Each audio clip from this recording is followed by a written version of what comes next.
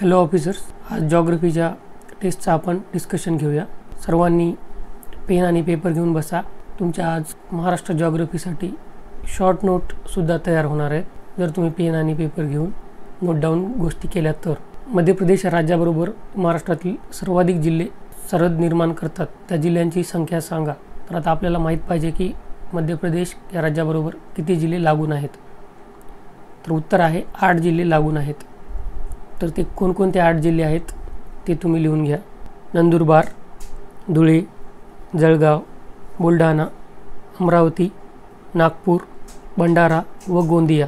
तसेच आपल्याला आपल्या महाराष्ट्राच्या कोणकोणत्या बाजूनी कोणकोणत्या राज्याला जिल्हे लागलेले आहेत हे सुद्धा माहीत पाहिजे। तर वायव्येस गुजरात आहे, तर गुजरातला 5 जिल्हे आहेत। ठाणे, पालघर, नाशिक, धुळे, नंदुरबार। तर पूर्वेला छत्तीसगड आहे, छत्तीसगडला 2 जिल्हे लागून आहेत, गोंदिया व गडचिरोली। आग्नेयेला 4 जिल्हे आहेत, तर ते 4 जिल्हे तेलंगणाला लागून आहेत। तर कोणकोणते ते 4 जिल्हे आहेत तर गडचिरोली, चंद्रपूर, यवतमाळ आणि नांदेड। दक्षिणेला कर्नाटक आहे, कर्नाटकला 7 जिल्हे लागून आहेत, सिंधुदुर्ग, कोल्हापूर, सांगली, सोलापूर, उस्मानाबाद, लातूर, नांदेड। दक्षिणेस गोवा सुद्धा आहे, गोव्याला सिंधुदुर्ग हा जिल्हा लागून आहे। दुसरा प्रश्न, नाशिक जिल्ह्याला खालीलपैकी कोणता जिल्हा लागून नाही। तर नाशिक जिल्ह्याला आपल्याला माहीत पाहिजे की कोणता जिल्हा लागून नाही आहे।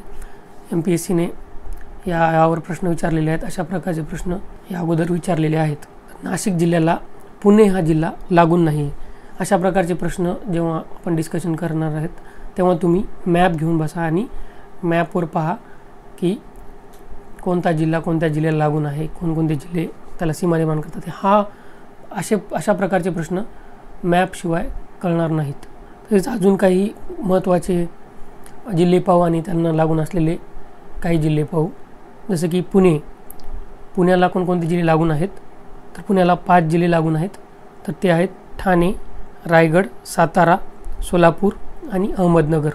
नाशिकला 6 जिल्हे लागून आहेत, धुळे, जळगाव, औरंगाबाद, अहमदनगर, ठाणे आणि पालघर। नागपूरला 4 जिल्हे लागून आहेत, अमरावती, भंडारा, वर्धा आणि चंद्रपूर। औरंगाबादला 6 जिल्हे लागून आहेत, जळगाव, बुलढाणा, जालना, बीड, अहमदनगर आणि नाशिक। तुम्हाला आता तेवढं काही समजत नसेल, पण तुम्ही हे नोट डाऊन करून घ्या। जेव्हा तुम्ही महाराष्ट्राचा भूगोल वाचता तेव्हा तुम्हाला ह्या गोष्टी आपोआप कळून येतील आणि जेव्हा परीक्षा जवळ असेल तुम्हाला तुमच्या ह्या नोट्स शॉर्ट नोट्स म्हणून वापरता येतील आणि तुमचं रिव्हिजन एका दिवसात आरामशीर होऊन जाईल।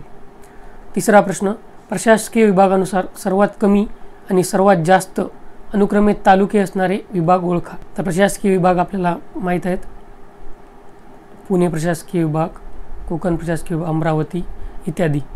तर यामध्ये विचारलेलं आहे की सर्वात कमी आणि सर्वात जास्त अनुक्रमे तालुके असणारे विभाग ओळखायचे आहेत आपल्याला। तर सर्वात कमी कोकण हा प्रशासकीय विभाग आहे, ज्यामध्ये सर्वात कमी तालुके आहेत, आणि औरंगाबाद हा विभाग आहे ज्यामध्ये सर्वात जास्त तालुके आहेत। तर कोकण विभागात आपल्याला 47 तालुके आहेत आणि औरंगाबाद विभागात आपल्याला 76 तालुके पाहायला भेटतात। नागपूर विभागात आपल्याला 64 तालुके पाहायला भेटतात आणि पुणे विभागात आपल्याला 58 तालुके पाहायला मिळतात। चौथा प्रश्न, पुढील जिल्ह्यांपैकी सर्वात जास्त क्षेत्रफळ असणारा जिल्हा निवडा। तर आपल्याला पुणे, नाशिक, सोलापूर आणि गडचिरोली या जिल्ह्यांपैकी सर्वात जास्त क्षेत्रफळ कोणत्या जिल्ह्याचे आहे तो जिल्हा निवडायचा आहे। तर याचं उत्तर आहे पुणे जिल्हा। तर पुणे जिल्ह्याचं क्षेत्रफळ आहे 15,643 स्क्वेअर किलोमीटर। सर्वात जास्त महाराष्ट्रामध्ये सर्वात जास्त कोणत्या जिल्ह्याचे क्षेत्रफळ आहे तर अहमदनगर। तर अहमदनगरचे आहे 17,048 स्क्वेअर किलोमीटर। सर्वात कमी क्षेत्रफळ आहे तर मुंबई शहराचं क्षेत्रफळ आहे 157 स्क्वेअर किलोमीटर। तसेच काही जिल्ह्याचं आपल्याला माहीत पाहिजे, नाशिकचं 15,530 square kilometre, Solapur 14,895 square kilometre आणि गडचिरोली 14,412 स्क्वेअर किलोमीटर. आता हे आकडे दिलेले आहेत ना, तर आपल्याला एक्झॅक्ट आकडे लक्षात ठेवायची गरज नसते. तिथं जसं पुण्याचं 15,643 आहे, तर आपण 15,600 किंवा 15,000 जरी लक्षात ठेवलं तरी आपल्याला खूप मदत मिळते. 5वा प्रश्न, नाशिक विभागातील सर्वात दक्षिणेकडील तालुका ओळखायचा आपल्याला.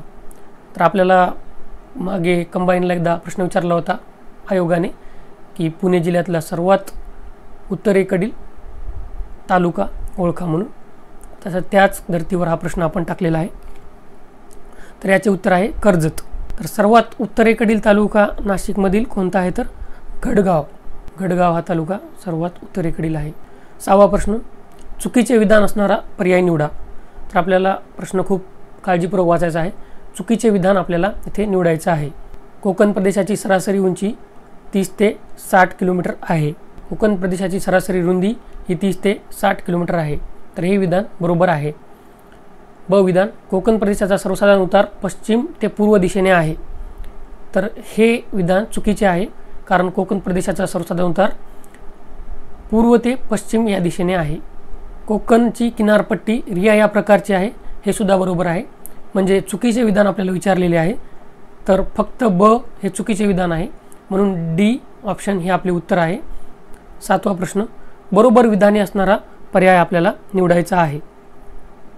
तर महाराष्ट्रात 440 किलोमीटर लांबीचा सह्याद्री पर्वत आहे, त्यास पश्चिम घाट असे म्हणतात. तर हे विधान बरोबर आहे. पश्चिमेकडे सह्याद्रीचा उतार एकदम तीव्र आहे, हे पण विधान एकदम बरोबर आहे. महाराष्ट्रात सह्याद्रीची उंची उत्तरेकडे वाढत जाते आणि दक्षिणेकडे कमी होत जाते, हे पण बरोबर आहे. इथे तुम्ही एक गोष्ट लक्षात घ्या, जेव्हा महाराष्ट्रात आपण विचार करतो तेव्हा सह्याद्रीची उंची उत्तरेकडे वाढत जाते, पण जेव्हा आपण वेस्टर्न घाट म्हणजे पश्चिम घाट ॲज अ होलचा विचार करतो तेव्हा मात्र त्यातील पर्वतांची उंची दक्षिणेकडे वाढत जाते. उत्तर आहे बी, सर्व बरोबर. सह्याद्री पर्वताबद्दल अजून काही गोष्टी पाहूया. सह्याद्री पर्वत हा दख्खन पठारांची पश्चिम सरहद निर्माण करतो. दख्खन पठार जो आहे त्याची पश्चिम सरहद सह्याद्री पर्वत निर्माण करतो. सह्याद्रीचा विस्तार उत्तरेस सातमाळा डोंगर ते दक्षिणेस कन्याकुमारी असा झालेला आहे. सह्याद्रीची लांबी सुमारे 1600 किलोमीटर आहे. 8वा प्रश्न, भीमा व कृष्णा नद्यांची खोरी कोणत्या डोंगर रांगेमुळे वेगळी झाली आहेत. तर यावर भरपूरदा प्रश्न विचारलेला आहे आणि विचारत आहेत, त्यामुळे आपल्याला मी जे काही चर्चा करणार आहे ती तुम्ही नोट डाऊन करून घ्या. तर भीमा व कृष्णा नद्यांची खोरी ही शंभू महादेव या डोंगर रांगेमुळे वेगळी झाली आहे, त्यामुळे आपला ऑप्शन ए हे उत्तर आहे. तर शंभू महादेव डोंगर रांगाचा विस्तार जो आहे तो रायरेश्वर ते सिंगणापूर येथपर्यंत आहे. ही डोंगर रांग सातारा सांगली जिल्ह्यातून पुढे कर्नाटकात सुद्धा जाते. भीमा नदीचे जे खोरा आहे त्याच्या दक्षिणेस ही डोंगर रांग आहे. या डोंगर रांगेमध्ये तुम्हाला पाचगणी व महाबळेश्वर हे सपाट माथ्याचे प्रदेश पाहायला मिळतात. पाचगणी हे टेबल लँड नावाने प्रसिद्ध आहे. 9वा प्रश्न, चुकीची जोडी ओळखा. डोंगर रांग व वेगळी झालेली खोरी. आपल्याला डोंगर रांग आणि त्या डोंगर रांगेमुळे वेगळी झालेली खोरी यांची चुकीची जोडी ओळखायची आहे. नेहमी प्रश्न काळजीपूर्वक वाचत चला. हरिश्चंद्र बालाघाट, गोदावरी व भीमा. तर हरिश्चंद्र बालाघाट या रांगेमुळे गोदावरी व भीमा वेगळ्या झालेल्या आहेत का. तर याचं उत्तर आहे बरोबर. सातमाळा अजिंठा, गोदावरी व तापी. सातमाळा अजिंठामुळे गोदावरी तापी वेगळ्या झाल्या आहेत का. हो बरोबर. तर चुकीची जोडी ओळखा विचारलेला आहे. दोन्ही जोड्या बरोबर आहेत. मग दोन्ही केलं तर काय होणार, तर चुकीची जोडी होणार दोन्ही. पण दोन्ही जोड्या बरोबर आहेत म्हणून याचं उत्तर ऑप्शन डी, दोन्ही नाही, म्हणजे दोन्ही चुकीच्या नाही. तर सातमाळा अजिंठा डोंगर रांग विषयी काही आपण बाबी पाहूया. या डोंगर रांगेची उंची पूर्वेकडे कमी होत जाते. पूर्व दिशेला सातमाळा अजिंठा डोंगर रांगेची उंची कमी होत जाते. अजिंठा टेकड्यांचा जो उतार आहे तो उत्तरेकडे तीव्र आहे. दिशा जी आहे सातमाळा अजिंठा डोंगर रांगाची ती पूर्व आहे. पश्चिम बाजूस या डोंगराचा तीव्र उतार आहे. मनमाडच्या पलीकडे अंकाई टंकाई पासून अजिंठा टेकड्याची सुरुवात होते. 10वा प्रश्न, जिल्हे व त्यातून जाणाऱ्या डोंगर रांग टेकड्या यांची बरोबर जोडी ओळखा. तर पहिले आहे गाळणा डोंगर अमरावती. तर बरोबर ओळखायची आहे आपल्याला. तर गाळणा डोंगर अमरावतीमध्ये नाही आहे, तर गाळणा डोंगर आहे धुळे जिल्ह्यामध्ये आहे. गायखुरी डोंगर गडचिरोली. गायखुरी डोंगर हा गडचिरोलीमध्ये नसून हा भंडारा जिल्ह्यामध्ये आहे. गोंदिया दरकेसा, तर ही जोडी बरोबर आहे, म्हणजे आपलं उत्तर आहे ऑप्शन सी. तर निर्मलरांग, तर निर्मलरांग ही परभणी व नांदेड जिल्ह्यांमधून जाते, लातूरमधून नाही. तसेच चिरोली टेकड्या, भामरागड व सुरजागड ह्या टेकड्या व डोंगररांग गडचिरोली जिल्ह्यामध्ये आहेत. 11वा प्रश्न, बरोबर विधाने असलेला पर्याय निवडा. आपल्याला बरोबर विधाने असलेला पर्याय निवडायचा आहे. सह्याद्री पर्वताच्या पूर्वेस विशाल पठारी प्रदेशास महाराष्ट्र पठार किंवा दख्खन पठारी प्रदेश असे म्हणतात. तर हे बरोबर आहे. महाराष्ट्र पठाराचा सर्वसाधारण उतार पूर्वेकडून पश्चिमेकडे आहे. तर हे विधान चूक आहे, कारण महाराष्ट्र पठाराचा सर्वसाधारण उतार पश्चिमेकडून पूर्वेकडे आहे. पठाराची पूर्व पश्चिम लांबी 700 किलोमीटर तर दक्षिणोत्तर लांबी 750 किलोमीटर आहे. तर हे सुद्धा विधान चूक आहे, कारण पठाराची पूर्व पश्चिम लांबी ही 750 किलोमीटर आहे, तर दक्षिणोत्तर लांबी ही 700 किलोमीटर आहे. तर आपल्याला महाराष्ट्र पठाराचा विस्तार हा उत्तरेस सातपुडा पर्वत रांगेपासून ते दक्षिणेस कोल्हापूर जिल्ह्यापर्यंत पाहायला मिळतो. सर्वसाधारण उंची ही 450 मीटर आहे. महाराष्ट्राचा 90% भूभाग हा महाराष्ट्र किंवा दख्खन पठाराने व्यापलेला आहे. 12वा प्रश्न, खडक व त्यात मोठ्या प्रमाणात सापडणारे खनिजे यांची चुकीची जोडी निवडा. तर आपल्याला चुकीची जोडी निवडायची आहे, म्हणजे 4 जोड्यांपैकी 3 जोड्या ह्या बरोबर आहेत आणि आपल्याला 1 जोडी चुकीची निवडायची आहे. तर आर्केन खडकमध्ये लोहखनिज सापडते का आपल्याला? हो, आर्केन खडकमध्ये आपल्याला लोहखनिज सापडते. धारवाड खडकमध्ये मॅग्नीज सापडते का? हो, हे पण बरोबर आहे. कडप्पा खडकामध्ये चुनखडी सापडते का? हो, हे पण बरोबर आहे. त्यामुळे सर्व जोड्या ह्या बरोबर आहेत. तर आपण काही गोष्टी नोट डाऊन करून घ्या. विंध्ययन खडक हे महाराष्ट्रात फारसे आढळत नाहीत. चंद्रपूरच्या उत्तरेला याचे लहान लहान पट्टे आहेत. आर्यन किंवा गोंडवानाकालीन खडकामध्ये आपल्याला चांगल्या प्रकारचा कोळसा पाहायला मिळतो. 13वा प्रश्न, उंचीनुसार महाराष्ट्रातील महत्त्वाच्या शिखरांचा उतरता क्रम लावा. तर आपल्याला उंचीनुसार महत्त्वाच्या शिखरांचा क्रम लावायचा आहे. तर हा प्रश्न आयोगाने भरपूर वेळा विचारलेला आहे. तर यासाठी तुम्ही ट्रिक लिहून घ्या. कसा मी हसतो. कसा मी हसतो.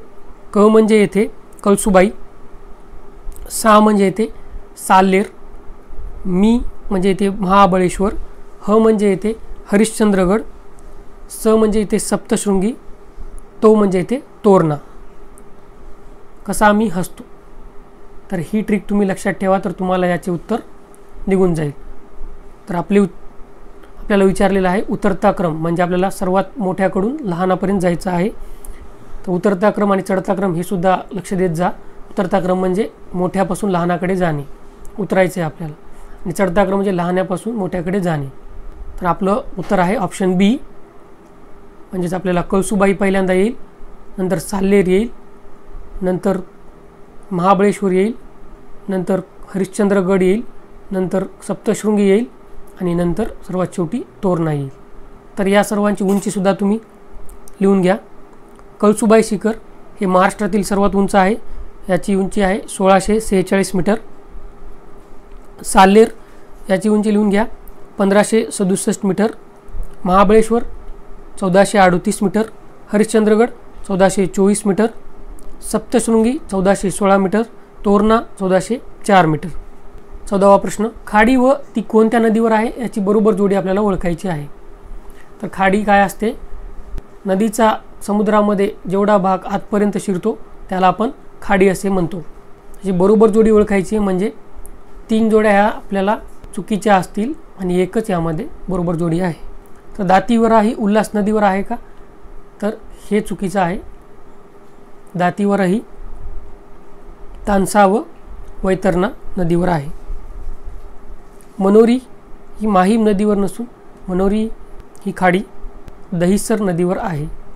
दाभोळ ही खाडी शास्त्री नदीवर नसून दाभोळ ही खाडी वसिष्ठी नदीवर आहे. धरमतर हा पर्याय बरोबर आहे. आपलं उत्तर आहे ऑप्शन नंबर डी, कारण धरमतर ही खाडी पाताळगंगा नदीवर आहे। तसेच तुम्ही जैतापूर ही खाडी काजवी नदीवर आहे, हे सुद्धा लिहून घ्या। 15वा प्रश्न, महाराष्ट्रातील प्रमुख घाट व ते ज्या मार्गाला जोडतात यांची चुकीची जोडी ओळखा। घाटावर सुद्धा आयोग भरपूरदा प्रश्न विचारत असतो, तर आपल्याला चुकीची जोडी ओळखायची आहे, म्हणजे 3 जोड्या आपल्या बरोबर आहेत, एक चुकीची आहे। थळ कसारा घाट हा मुंबई ते नाशिक दरम्यान आहे, तर हे बरोबर आहे। कुंभार्ली घाट कराड चिपळूण हे पण बरोबर आहे। फोंडा घाट कोल्हापूर पणजी हे पण बरोबर आहे।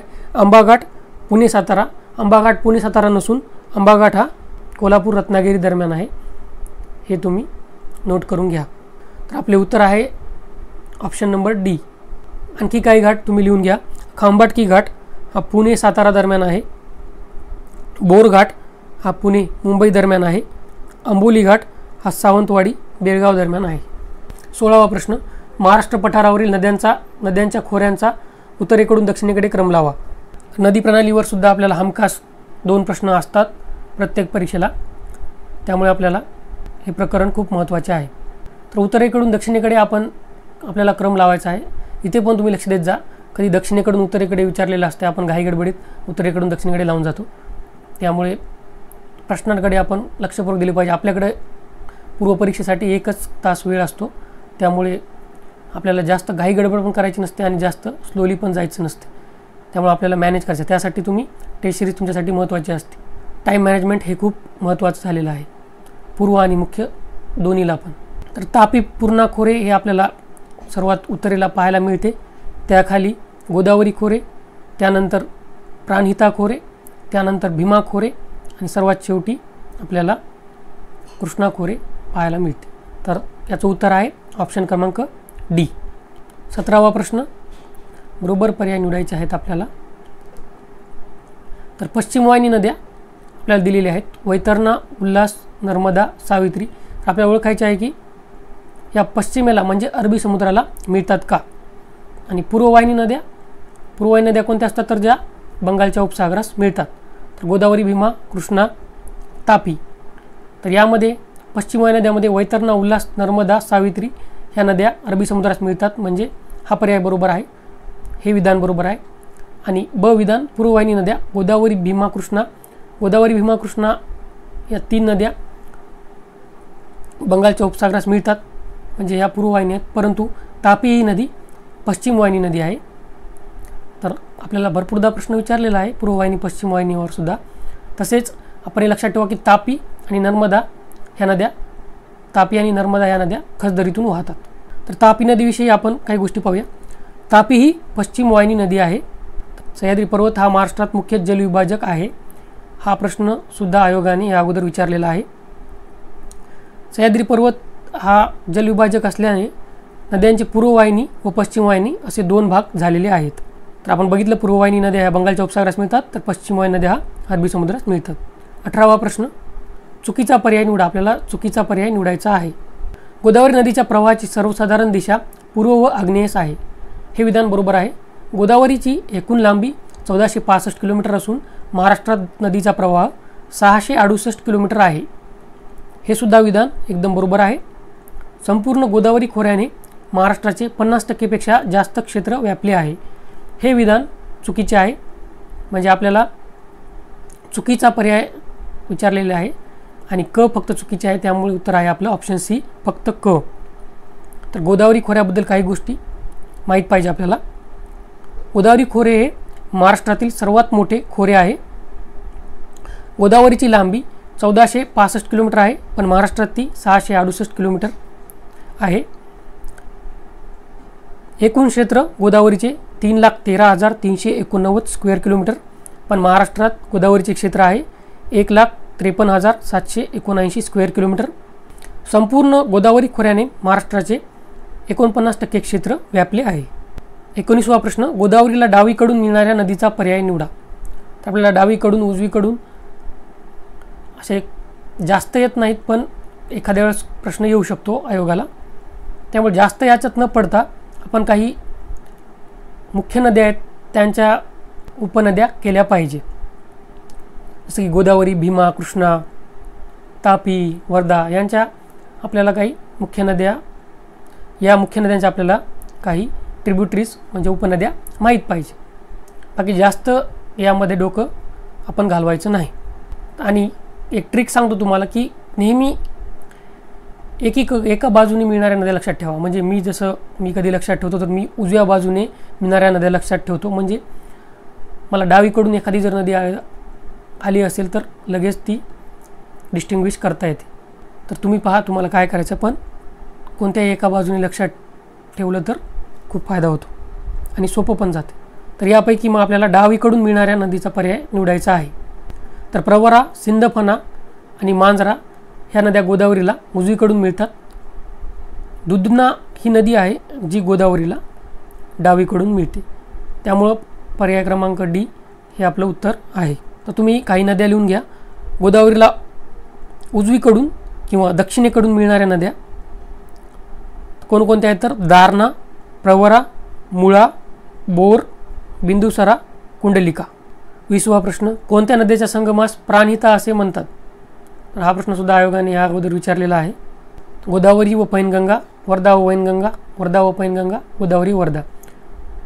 तर बरोबर ऑप्शन क्रमांक आहे बी, वर्धा व वैनगंगा या नद्यांच्या संगमास आपण प्राणहिता असे म्हणतो. वर्धा व वैनगंगा या नद्यांचा संगम चंद्रपूर जिल्ह्यात दक्षिणेकडे झाल्यावर त्यापुढे त्याला प्राणहिता संबोधतात. वर्धा या नदीचा उगम मध्य प्रदेशमध्ये झालेला आहे. वैनगंगा या नदीचा उगम मध्य प्रदेश येथे शिवनी जिल्ह्यात भाकल येथे दरकेसा टेकड्यांजवळ झालेला आहे. तर वर्धेला उजवीकडून मिळणाऱ्या काही नद्या वेमला, निरगुडा आणि विदर्भ. 21वा प्रश्न, योग्य विधान असलेला पर्याय निवडा. सहस्त्रकुंड धबधबा वैनगंगा नदीवर आहे. तर सहस्त्रकुंड धबधबा हा वैनगंगा नदीवर नाही आहे, तर हा पैनगंगा नदीवर आहे. वणी हे गाव निरगुडा नदीवर वसलेले आहे. तर हे विधान बरोबर आहे. त्यामुळे योग्य विधान विचारलेलं आहे. त्यामुळे आपलं उत्तर आहे ऑप्शन नंबर बी. 22वा प्रश्न, योग्य विधाने ओळखा. डोलोमाईट हा खडक महाराष्ट्राच्या कडप्पा प्रणालीत आढळतो. तर हे विधान चूक आहे, कारण डोलोमाईट हा खडक महाराष्ट्राच्या धारवड प्रणालीत आढळतो. चुनखडी खडक महाराष्ट्राच्या धारवड प्रणालीत आढळतो. तर हे विधानसुद्धा चूक आहे. चुनखडी खडक हा महाराष्ट्राच्या कडप्पा प्रणालीत आढळतो. त्यामुळे आपण हे अल्टरनेट केले होते. तर आपलं उत्तर आहे दोन्ही नाही, दोन्ही योग्य नाही आहेत, म्हणून ऑप्शन क्रमांक डी. 23वा प्रश्न, उत्तर भारतीय मैदानी प्रदेशातील गाळाच्या संचयनचा खालीलपैकी कोणता क्रम उत्तरेकडून दक्षिणेकडे बरोबर आहे? तर गाळाचे मैदान आपल्याला तुम्ही नोट डाऊन करून घ्या. तराई, बाबर, भांगर, खादर असे गाळाचे मैदान आहेत. पण त्यांचा जो उत्तरेकडून दक्षिणेकडे क्रम आहे तो आपल्याला माहीत पाहिजे. तर सर्वात पहिल्यांदा येतं बाबर. शिवालिक टेकड्यांच्या खाली आलं की आपल्याला हा बाबर हा भाग दिसतो. याचे वैशिष्ट्य काय तर पोरोसिटी. पोरोसिटी म्हणजे सच्छिद्रता. येथून नद्या त्या सच्छिद्र असल्यामुळे येथे नद्या लुप्त होतात आणि ह्या नद्या नंतर थोडं पुढे गेल्यावर तराई प्रदेशामध्ये, तराई प्रदेश म्हणजे गंगा खोऱ्यामध्ये आपल्याला पुन्हा एमर्ज होतात, म्हणजे बाहेर येतात. तर इथे खूप गाळ वगैरे आहे आणि जमीन बघितली तर आपण ॲल्युवियल सॉईल भेटते आपल्याला, गाळाची माती. तर त्याखाली आपल्याला भांगर हा प्रदेश पाहायला मिळतो. तर भांगर हा जुना गाळाचा प्रदेश आहे. येथे तुम्हाला दगडगोटे पाहायला मिळतात. याचे हे वैशिष्ट्य आहे की दगडगोटे कॅल्कॅरियस असतात, म्हणजे कॅल्शियमचे दगड यामध्ये पाहायला भेटतात. खादर हा सर्वात शेवटचा आहे आणि हा नवीन गाळाचा प्रदेश आहे. तर हे तुम्ही लक्षात ठेवा. 24वा प्रश्न, खडकांचा प्रकार आणि जिल्हे यांची चुकीची जोडी ओळखा. तर आर्कियन श्रेणीमध्ये नांदेड व सिंधुदुर्ग, म्हणजे नांदेड व सिंधुदुर्ग जिल्ह्यामध्ये आर्कियन श्रेणी आपल्याला पाहायला मिळते. चुकीची जोडी विचारलेली आहे, ही बरोबर आहे.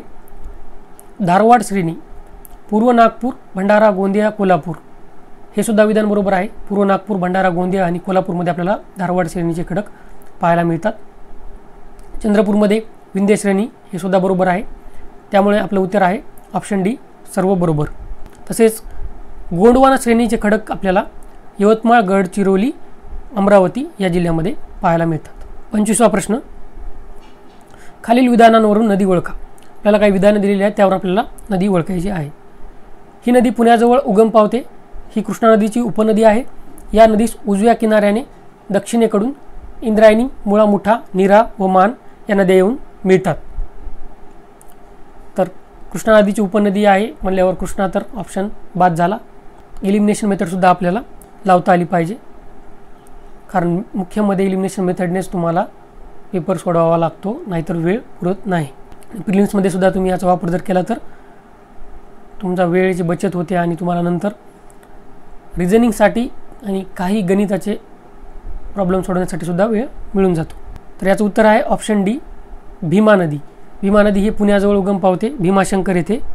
ही कृष्णा नदीची उपनदी आहे. उजव्या किनाऱ्याला मुळा, मुठा, नीरा व मान या नद्या येऊन मिळतात. आता काही गोष्टी तुम्ही लिहून घ्या.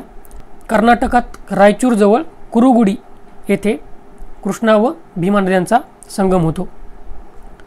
महाराष्ट्रात भीमा नदीचे क्षेत्र आहे 46,184 स्क्वेअर किलोमीटर. भीमा खोऱ्यात पुणे व सोलापूर या जिल्ह्यांचा संपूर्ण समावेश होतो. म्हणजे पुणे व सोलापूर या संपूर्ण जिल्ह्यातून ही नदी वाहते. 26वा प्रश्न,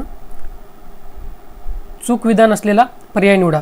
अविधान, कृष्णा नदीचा उगम सातारा जिल्ह्यात कराड येथे 1220 मीटर उंचीवर झाला आहे. तर हे विधान चुकीचे आहे, कारण कृष्णा नदीचा उगम हा सातारा जिल्ह्यात महाबळेश्वर येथे 1220 मीटर उंचीवर झाला आहे. कराड येथे कृष्णा, वेण्णा, कोयना, गायत्री व सावित्री या 5 नद्यांची उगमस्थाने आहेत. तर हे सुद्धा विधान चुकीचे आहे, कारण कराड नसून येथे सुद्धा महाबळेश्वर येथे कृष्णा, वेण्णा, कोयना, गायत्री व सावित्री या 5 नद्याची उगमस्थाने आहेत.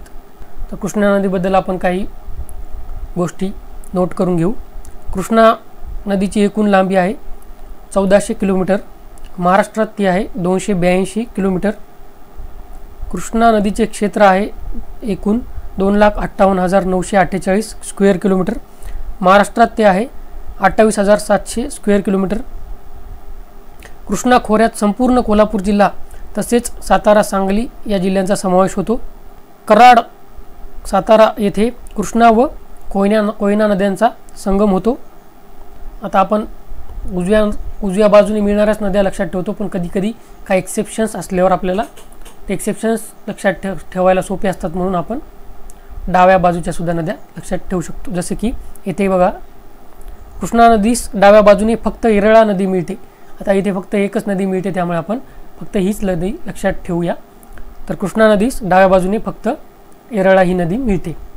27वा प्रश्न, कोल्हापूर जिल्ह्यातील जीवनवाहिनी असलेल्या पंचगंगा नदीमध्ये या नदीचा समावेश होत नाही.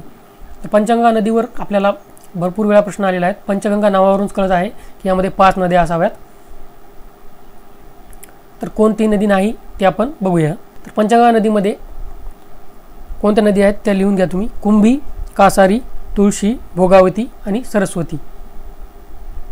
तर इथे भोग नसून भोगावती आहे, त्यामुळे आपलं ऑप्शन डी हे उत्तर आहे. 28वा प्रश्न, वर्णनावरून नदी ओळखा. या नदीचा उगम मध्य प्रदेशात मुलताई येथे होतो. पूर्णा व गिरणा या नदीच्या मुख्य उपनद्या आहेत. ही नदी खसदरीतून वाहते. या नदीच्या गळईमुळे अमरावती जिल्ह्याची वायव्य सरहद्द निर्माण झाली आहे. तर आपल्याला माहिती आहे खसदरीतून वाहणाऱ्या नद्या तापी आणि नर्मदा. तर मग त्यामुळे आपलं या विधानावरून सुद्धा उत्तर निघते. तापी नदी हे आपलं उत्तर आहे. तर तापी नदीचा उगम हा मध्य प्रदेशात मुलताई येथे होतो. ब विधान, पूर्णा व गिरणा या नदीच्या मुख्य उपनद्या आहेत. ही नदी खसदरीतून वाहते. या नदीच्या गळीमुळे अमरावती जिल्ह्याची वायव्य सरहद्द निर्माण झाली आहे. मॅपमध्ये पहा अमरावती जिल्हा कुठे आहे, त्याची वायव्य सरहद्द कुठे आहे, त्यामुळे तुमच्या लक्षात बसेल. तापी नदीविषयी काही गोष्टी पाहूया. तापी नदीची एकूण लांबी आहे 724 किलोमीटर. महाराष्ट्रामध्ये ती आहे 208 किलोमीटर. तापी नदीचे एकूण क्षेत्र आहे 65,150 स्क्वेअर किलोमीटर. महाराष्ट्रात ते आहे 31,660 स्क्वेअर किलोमीटर. पूर्णा व गिरणा या मुख्य उपनद्या आहेत तापी नदीच्या, आणि त्या डावीकडून या नदीला मिळतात. तापी नदी श्री क्षेत्र चांगदेव जे की जळगावमध्ये आहे येथे पूर्णा नदीला मिळते. 29वा प्रश्न, कोकणातील नद्या लांबीने आखूड व वेगाने वाहण्याचे कारण निवडा. तर काय विचारायला आहे, तर कोकणातील नद्या लांबीने आखूड का आहेत, आणि खूप वेगाने का वाहतात याचे कारण आपल्याला निवडायचं आहे. पूर्वेस सह्याद्री पर्वत, तर कोकणाच्या पूर्वेस सह्याद्री पर्वत व पश्चिमेस अरबी समुद्र असल्याने कोकण किनारपट्टी अरुंद झाली आहे. तर हे विधान बरोबर आहे. सह्याद्रीच्या पश्चिमेकडे तीव्र उतार आहे, हे पण विधान बरोबर आहे. तर या दोन्ही विधानांमुळे कोकणातील नद्या लांबीने आखूड झालेल्या आहेत, तसेच त्यांचा वेगसुद्धा वाढलेला आहे. सह्याद्रीचा पश्चिमेकडे उतार तीव्र असल्यामुळे त्याचा वेग वाढलेला आहे. तर दोन्ही योग्य कारणे असल्यामुळे आपलं उत्तर आहे ऑप्शन नंबर सी. तर कोकण किनारपट्टीचा विस्तार जो आहे तो उत्तरेस दमणगंगा ते दक्षिणेस तेरेखोल पर्यंत पाहायला मिळतो. तर कोकण किनारपट्टीची लांबी 720 किलोमीटर आहे. 30वा प्रश्न, कोकणातील सर्वात लांब नदी निवडा. तर नदी प्रणालीमध्ये कोकणातील नद्यावर आयोगाने फोकस केलेला असतो, त्यामुळे आपल्याला माहीत पाहिजे लांब नदी कोणती आहे, कोकणामध्ये नद्या कशा आहेत, त्यांचा उत्तर दक्षिण क्रम, ह्या गोष्टी आपल्याला माहीत पाहिजे. कोकणातील सर्वात लांब नदी उल्हास नदी ही कोकणातील सर्वात लांब नदी आहे. तर किती लांब आहे, तर 122 किलोमीटर लांब आहे. तर हिचा उगम कुठे होतो, रायगड जिल्ह्यात राजमाची टेकडे आहेत त्याच्या उत्तर भागात होतो. तर जर आपण कोकणाचे 3 भाग बघितले, उत्तर कोकण, मध्य कोकण आणि दक्षिण कोकण, तर आपल्याला नद्यांचा अभ्यास करणे सोपे जाते. त्यामुळे उत्तर कोकणात कोणकोणत्या नद्या आहेत हे लिहून घ्या.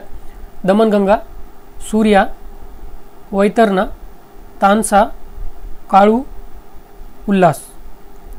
मध्य कोकणमध्ये पाताळगंगा, अंबा, सावित्री, वासिष्ठी. दक्षिण कोकणमध्ये काजवी, तेरेखोल, शुक.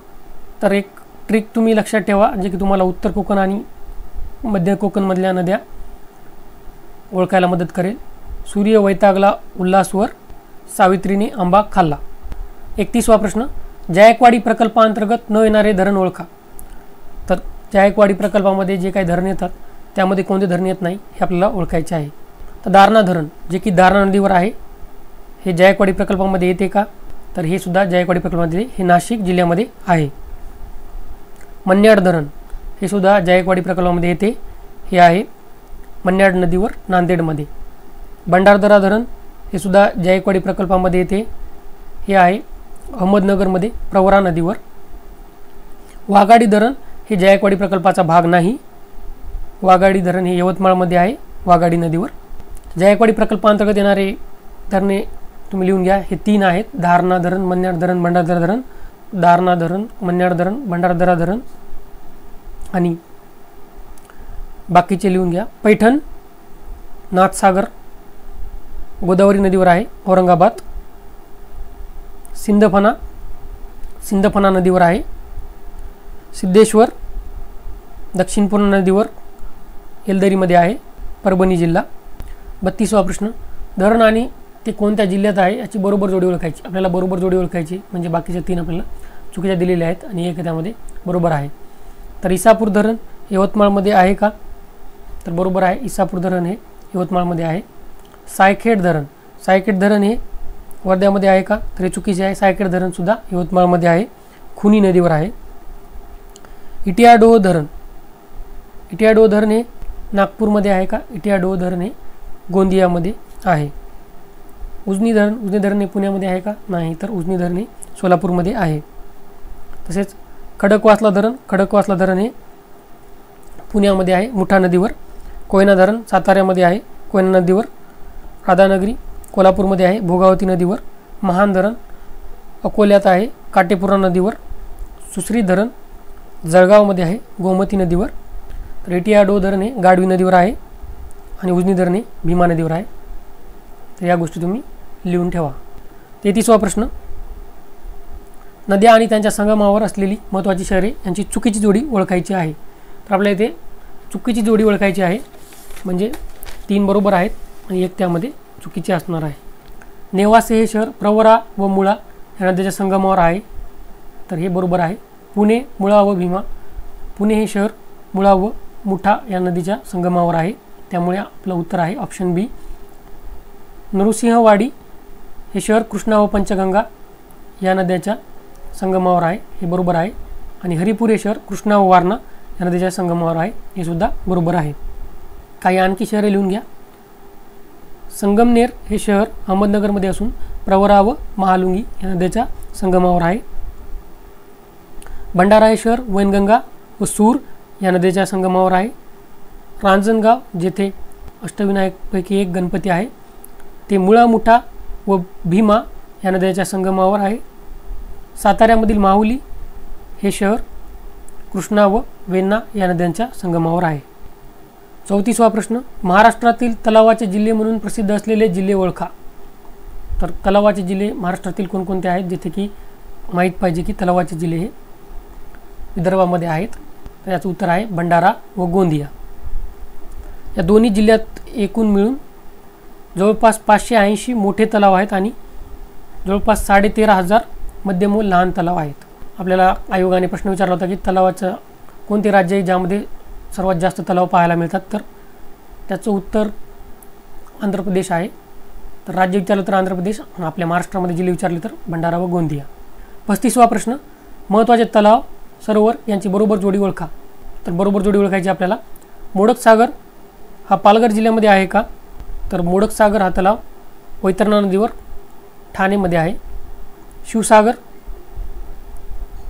हा सांगलीमध्ये नसून शिवसागर हा साताऱ्यामध्ये कोयना नदीवर. कास पठार ज्याला की युनेस्को वर्ल्ड हेरिटेज साईटचा दर्जा मिळालेला आहे, कास हे सातारामध्ये आहे. हे ऑप्शन बरोबर आहे, म्हणून आपलं उत्तर आहे ऑप्शन नंबर सी. लक्ष्मी तलाव हा सोलापूरमध्ये आहे का? तर नाही. लक्ष्मी तलाव म्हणजेच राधानगरी जे की कोल्हापूरमध्ये आहे. तर राधानगरी हे धरण हे महाराष्ट्रातील पहिले धरण आहे, हे आपण नोट डाऊन करून घ्या. काही अजून सरावर पाहूया आपण, ते तुम्ही लिहून घ्या. लेक बिले जो आहे तो दारणा नदीवर नाशिकमध्ये आहे. यशवंत तलाव जो की तोरणमाळ नंदुरबारमध्ये आहे. लोणार जे की उल्कापातामुळे तयार झाले आहे बुलढाणामध्ये आहे. आणि ही महाराष्ट्रातील नुकतीच दुसरी रामसर साईट म्हणून घोषित झाली आहे. पहिली साईट नांदूर मधमेश्वर नाशिकमधील. तोतलाडोह अंबाझरी हे तलाव आपल्याला नागपूरमध्ये पाहायला मिळतात. ताडोबा हा चंद्रपूरमध्ये, नवेगाव हा गोंदियामध्ये. चुकीची जोडी ओळखा. यामध्ये आपल्याला गाई, म्हशी, शेळ्या यांच्या जाती, देशी जाती याच्यामध्ये विदेशी आहेत, तर आपल्याला ओळखायचे आहेत कारण आयोगाने यावर प्रश्न विचारलेले आहेत. तर गाईमध्ये साहिवाल, लाल सिंधी, गिर जर्सी, तर हे बरोबर आहे. म्हैस मुर्रा जाफराबादी, म्हैसाणा पंढरपुरी हे सुद्धा बरोबर आहे. महाराष्ट्रातील ही पंढरपुरी म्हणून एक जात आहे. शेळी जमुनापुरी, उस्मानाबादी, मारवाडी, शहाबादी, तर हे ऑप्शन चुकीचं आहे कारण शहाबादी ही शेळी नसून मेंढीची जात आहे, त्यामुळे ऑप्शन सी आपले उत्तर आहे. आणखीन काही जाती लिहून घ्या. मेंढीच्या जाती लिहून घ्या. बिकानेरी, मारवाडी, मेरिनो. देशी संकरित गाई, टेलर ही भारतातील पहिली देशी संकरित गाय आहे, हे लिहून घ्या. तसेच फ्रिजवाल व सुनंदिनी यासुद्धा संकरित गायी आहेत. महाराष्ट्रातील म्हैस पंढरपुरी, नागपुरी, मराठवाडी या महाराष्ट्रातील म्हैस आहेत. 37वा प्रश्न, बरोबर विधाने ओळखा. भारत जगातील दुसऱ्या क्रमांकाचा मत्स्य उत्पादक देश आहे. तर हे विधान एकदम बरोबर आहे. भारतातील अंतर्गत मासेमारी उत्पादन सागरी मासेमारी उत्पादनापेक्षा कमी आहे. विधान चूक आहे कारण भारतातील अंतर्गत मासेमारी उत्पादन हे सागरी मासेमारी उत्पादनापेक्षा जास्त आहे. 2016-17 प्रमाणे सर्वाधिक अंतर्गत मासेमारी गुजरात या राज्यात आहे, तर हे सुद्धा विधान चुकीचे आहे. तर काही गोष्टी याबद्दल तुम्ही लिहून घ्या. त्याबद्दल आपलं उत्तर आहे मग ऑप्शन डी, फक्त हे विधान बरोबर आहे. काही विधाने तुम्ही लिहून घ्या. अंतर्गत मत्स्य उत्पादनात भारताचा जपाननंतर दुसरा क्रमांक लागतो. अंतर्गत म्हणजे नद्या, तलाव, लेक, जलाशय, सरोवर यामध्ये जे काही मासेमारी चालते आणि ही बहुतेक करून गोडे पाण्यातली मासेमारी असते. आणि सागरी म्हणजे आपण खाऱ्या पाण्यातली मासेमारी म्हणतो. मत्स्यशेतीत भारताचा चीननंतर दुसरा क्रमांक लागतो. सागरी मत्स्य उत्पादनात भारताचा हिस्सा 31.9% आहे 2016-17 प्रमाणे. अंतर्गत मत्स्य उत्पादनात आपला हिस्सा 68% आहे. 16-17चा डेटा आहे हा.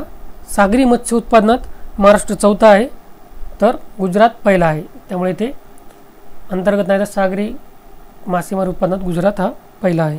अंतर्गत मत्स्य उत्पादनात आंध्र प्रदेश हा पहिला आहे तर पश्चिम बंगाल हा दुसरा आहे. महाराष्ट्रात भारतापेक्षा वेगळे चित्र पाहायला मिळते। महाराष्ट्रामध्ये खाऱ्या पाण्यातील मासेमारी जास्त आहे गोड्या पाण्यापेक्षा, पण भारतामध्ये अंतर्गत म्हणजेच गोड्या पाण्यातील जास्त आहे खाऱ्या पाण्यापेक्षा। 38वा प्रश्न, केंद्रीय सागरी मत्स्य व्यवसाय संशोधन केंद्र central marine fisheries research institute CMFRI कोठे आहे? तर हे इन्स्टिट्यूट आपल्याला कोचीनमध्ये पाहायला मिळते, त्यामुळे ऑप्शन बी हे आपलं उत्तर आहे। तसेच आणखी काही इन्स्टिट्यूट तुम्ही लिहून घ्या। केंद्रीय अंतर्गत मत्स्य व्यवसाय संशोधन संस्था central inland fisheries research institute हे 1947 मध्ये कोलकाता येथे स्थापन झाले। नॅशनल फिशरीज डेव्हलपमेंट बोर्ड राष्ट्रीय मत्स्य विकास मंडळ हे 2006 मध्ये हैदराबाद येथे स्थापन झाले। 39वा प्रश्न, महाराष्ट्रातील गरम पाण्याचे झरे व जिल्हे यांची चुकीची जोडी ओळखा। तर गरम पाण्याचे झरे आपल्याला विचारलेले आहेत, त्यामुळे आपल्याला माहीत पाहिजे की महाराष्ट्रामध्ये कुठे कुठे पाहायला मिळतात। चांगदेव जळगाव ही जोडी बरोबर आहे, चुकीची जोडी विचारलेली आहे। अकलोली ठाणे, तर अकलोली ठाणे ही सुद्धा जोडी बरोबर आहे। साव रायगड सुद्धा बरोबर आहे। वज्रेश्वरी जळगाव, तर वज्रेश्वरी ही जळगावमध्ये नसून ठाणेमध्ये आहे, तर लिहून घ्या तुम्ही, म्हणजे ऑप्शन डी हे आपलं उत्तर आहे। तर लिहून घ्या तुम्ही, अडादेव, उपनदेव व चांगदेव ही गरम पाण्याचे झरे जळगाव जिल्ह्यामध्ये आहेत। अकलोली, वज्रेश्वरी, जोगेश्वरी ही गरम पाण्याचे झरे ठाणे जिल्ह्यामध्ये आहेत। 40वा प्रश्न, महाराष्ट्रातील सर्वात जास्त जलसिंचन याद्वारे केले जाते। तर आपल्याला माहीत पाहिजे की महाराष्ट्रात जलसिंचन कोणत्या माध्यमाद्वारे सर्वात जास्त होते, तर याचे उत्तर आहे ऑप्शन ए विहीर। तर तुम्ही उतरता क्रमसाठी एक ट्रिक लक्षात ठेवा, विकत जल उपसा। तर याचा अर्थ काय, विहीर, तर लिहून घ्या उतरता क्रम, विहीर 55%, विहीरद्वारे 55% जलसिंचन केले जाते महाराष्ट्रामध्ये। क कालवे 23%, तलाव 15% आणि उपसा जे जलसाठी काही नाही, उपसा जलसिंचन 8%। 41वा प्रश्न, बरोबर विधाने ओळखा। तर आपल्याला बरोबर विधाने ओळखायची आहेत। महाराष्ट्रात सर्वात जास्त विहिरी अहमदनगर जिल्ह्यात आहेत, एकदम बरोबर आहे। भंडारा, गोंदिया, चंद्रपूर व गडचिरोली या जिल्ह्यात तलावाच्या सहाय्याने जलसिंचन केले जाते, हे सुद्धा एकदम बरोबर आहे। ठिबक सिंचनात नाशिक जिल्हा, तर तुषार सिंचनात जळगाव जिल्हा महाराष्ट्रात आघाडीवर आहे, हे सुद्धा बरोबर आहे, त्यामुळे ऑप्शन डी हे आपले उत्तर आहे। 42वा प्रश्न, महाराष्ट्रात सर्वात जास्त जलसिंचन क्षेत्र खालीलपैकी कोणत्या जिल्ह्यात आहे? तर अहमदनगर या जिल्ह्यामध्ये महाराष्ट्रातील सर्वात जास्त जलसिंचन क्षेत्र आहे। 43वा प्रश्न, सिलोमिलोन हे मुख्य खनिज कोणत्या खनिजाशी निगडीत आहे? खनिज साधन संपत्तीवर सुद्धा आपल्याला डेफिनेटली एक प्रश्न असतो, त्यामुळे तुम्ही नोट डाऊन करून घ्या गोष्टी। तर सिलोमिलोन हे मुख्य खनिज मॅग्नीज या खनिजाशी निगडीत आहे, ऑप्शन ए हे आपलं उत्तर आहे। तर लिहून घ्या तुम्ही, भंडारा जिल्ह्यातील मॅग्नीजचे साठे गोंडाईट मालेच्या खडकाशी निगडीत असून त्यामध्ये सिलोमिलोन हे मुख्य खनिज आढळते। भारताच्या मॅग्नीज साठ्यांपैकी जवळपास 40% साठा महाराष्ट्रात आहे, हे खूप महत्त्वाचं आहे। नेक्स्ट पॉईंटमध्ये लिहा, भंडारा जिल्ह्यात सर्वात जास्त मॅग्नीज सापडते। नेक्स्ट पॉईंटमध्ये लिहा, प्रामुख्याने भंडारा, नागपूर व सिंधुदुर्ग या जिल्ह्यामध्ये मॅग्नीज आपल्याला सापडते। खनिज संपत्ती व ते असलेले जिल्हे यांची चुकीची जोडी ओळखा। तर क्रोमाइट आपल्याला भंडारा, गोंदिया, सिंधुदुर्ग, रत्नागिरी या जिल्ह्यामध्ये पाहायला मिळते का? तर हे एकदम बरोबर आहे। तांबे सिंधुदुर्ग, रत्नागिरी, कोल्हापूर, तर हे विधान चुकीचं आहे, म्हणून आपलं उत्तर आहे ऑप्शन बी, कारण तांबे याचे खूप अल्प साठे महाराष्ट्रात आहेत आणि ते विदर्भामध्ये चंद्रपूर, गडचिरोली व गोंदिया या जिल्ह्यामध्ये आहेत। लोह खनिज सिंधुदुर्ग, चंद्रपूर, गडचिरोली, नागपूर, भंडारा, गोंदिया, तर हे विधान बरोबर आहे, उत्तर आहे आपला ऑप्शन बी। 45वा प्रश्न, महाराष्ट्रात चुनखेडीचे साठे सर्वात जास्त या जिल्ह्यात आहेत, बरोबर उत्तर आहे ऑप्शन सी यवतमाळ। सर्वात जास्त चुनखडी आपल्याला यवतमाळ जिल्ह्यामध्ये पाहायला मिळते। यवतमाळमध्ये चुनखडी साठा हा 2900 दशलक्ष टन एवढा आहे, चंद्रपूरमध्ये 1026 दशलक्ष टन एवढा आहे। महाराष्ट्रात भारताच्या जवळपास 9% साठा हा चुनखडीचा आहे। 46वा प्रश्न, लोह खनिजात असलेल्या लोहाच्या प्रमाणावरून लोह खनिजाचे उच्च प्रतीकडून कमी प्रतीकडे क्रम लावा। तर आपल्याला लोह खनिजामध्ये लोहाचं प्रमाण जसं आहे त्याप्रमाणे उच्च प्रतीकडून कमी प्रतीकडे क्रम लावायचा आहे. हा प्रश्न आयोगाने या अगोदर विचारलेला आहे. तर याचं उत्तर आहे ऑप्शन क्रमांक बी, म्हणजेच सर्वात जास्त लोह खनिज आपल्याला मॅग्नेटाईटमध्ये, नंतर हेमेटाईट, नंतर लिमोनाईट आणि नंतर सिडेराईट. तर किती असते प्रमाण लिहून घ्या. हेमेटाईटमध्ये 69.9%, मॅग्नेटाईटमध्ये 72.4%, लिमोनाईटमध्ये 59.8% आणि सिडेराईटमध्ये 48.2%. 47वा प्रश्न, महाराष्ट्रातील मोसमी वनातील वृक्षाची पाने उन्हाळ्यात गळून पडतात कारण उन्हाळ्यात पाऊस पडत नाही, उन्हाळ्यात तापमान जास्त असते, उन्हाळ्यात हवामान विषम असते, बाष्पीभवन कमी करण्यासाठी. तर याचं उत्तर आहे ऑप्शन क्रमांक डी, बाष्पीभवन इव्हापोरेशन कमी करण्यासाठी, जे की ट्रान्सपिरेशनच्या फॉर्ममध्ये होतं झाडांमधून, त्यासाठी उन्हाळ्यात पाने गळून पडतात. कारण मोसमी वनामध्ये पाऊस हा फक्त पावसाळ्याच्या सीझनमध्ये असतो. तेथील नद्या या बारमाही नसल्यामुळे पाण्याची कमतरता भासत असते, त्यामुळे इव्हापोरेशन कमी व्हावे म्हणून झाडे आपले पाणी गाळतात. 48वा प्रश्न, महाराष्ट्रातील खालीलपैकी कोणती नदी खसदरीतून वाहते? हे आपण सांगितलं होतं तुम्हाला. नर्मदा आणि तापी नदी महाराष्ट्रातून खसदरीतून वाहतात. खूप महत्त्वाचं आहे, लक्षात घ्या आणि लिहून ठेवा. खसदरीतून वाहणाऱ्या नद्या महाराष्ट्रातील नर्मदा आणि तापी.